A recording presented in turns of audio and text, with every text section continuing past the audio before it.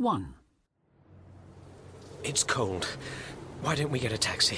No, the bus will come in a minute. I'm freezing. Let's start walking. If we walk, the bus will come. Yeah, you're right. Let's wait another 5 minutes. 2.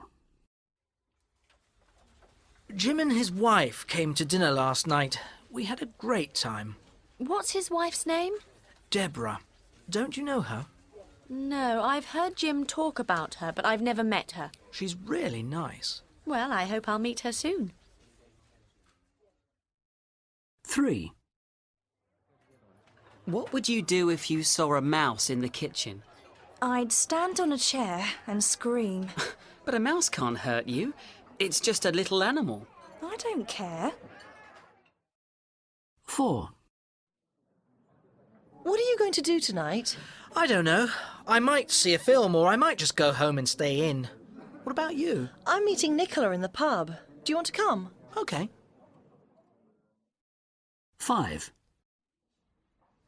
I want to buy a pet for my daughter, but I don't know what to get. What about a cat or a dog?